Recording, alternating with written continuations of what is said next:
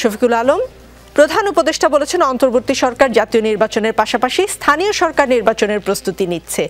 BNP অন্তর্বর্তী সরকারের অধীনে স্থানীয় নির্বাচন চায় না। দলের স্থায়ী কমিটির বৈঠকে এ বিষয়ে কথা হয়েছে। দলের ভারপ্রাপ্ত চেয়ারম্যান তারেক রহমান সেই বৈঠকে ভার্চুয়ালি যুক্ত ছিলেন।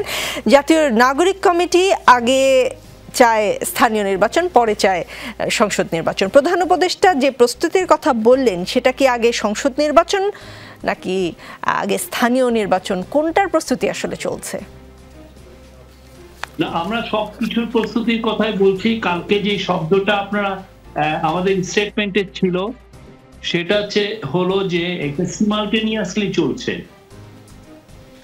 তো সেই জন্য আমরা, আপনি শুনতে পাচ্ছেন?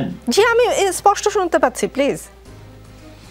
হ্যাঁ, তো সেই জন্য সিমালটেনিয়াসলি আমাদের প্রিপারেশনটা চলছে, কিন্তু কখন ইলেকশনটা হবে এবং কি ফর্মে, কোন কোন লোকাল গভর্নমেন্ট, তো আমাদের অনেকগুলো ফর্ম আছে, যেমন ধরেন ইউনিয়ন পরিষদ আছে, উপজেলা আছে, জেলা পরিষদ আছে, পৌরসভাগুলো আছে, সিটি কর্পোরেশন আছে। কোনটা হবে বা কোনটা হবে না সেগুলো আসলে ক্যাবিনেটের ডিসিশন, কাউন্সিল অফ অ্যাডভাইজার এটার বিষয়ে ডিসিশন নেবেন। বাট আমাদের কালকের স্টেটমেন্টের মূল জিনিস ছিল যে আমরা সিমালটেনিয়াসলি ওইটারও প্রিপারেশন নিচ্ছি। দুইটাকে কি সমান প্রাধান্য দিচ্ছেন, এমন যে কোনোটাকে বেশি প্রাধান্য দিচ্ছেন, কম প্রাধান্য দিচ্ছেন? তাহলে অন্তত আন্দাজ করতে পারতাম কোনটা আগে হতে যাচ্ছে, সরকার আসলে কোন পথে হাঁটছে।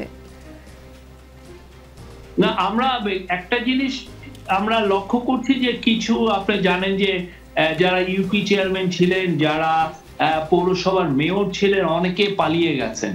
তো পালিয়ে যাওয়ার ফলে তাদের এই ভ্যাকুয়ামটা, এক ধরনের আমাদের লোকাল গভর্নমেন্টের যে সার্ভিসগুলো ওনারা প্রদান করেন সেই জায়গাটা কিছুটা হলেও হ্যাম্পার হয়েছে। তো এই জিনিসগুলো আমাদের কনসিডারেশনে আছে। তো সেই কনসিডারেশন রেখেই আমরা প্রিপারেশনটা নিচ্ছি, বাট এটা ডিসিশনটা কাউন্সিল অফ অ্যাডভাইজার নেবেন যে আসলে কোনটা হবে, কি পর্যায়ে হবে, এবং এটার আমাদের প্রস্তুতির জন্য যা যা করা দরকার সেগুলো কি আমরা ঠিক মতো করতে পারছি কিনা, সেগুলো জিনিস। এবং সেই সাথে ইলেকশন কমিশনের সাথেও সেই বিষয় তো এক ধরনের কনসালটেশনের বিষয় আছে।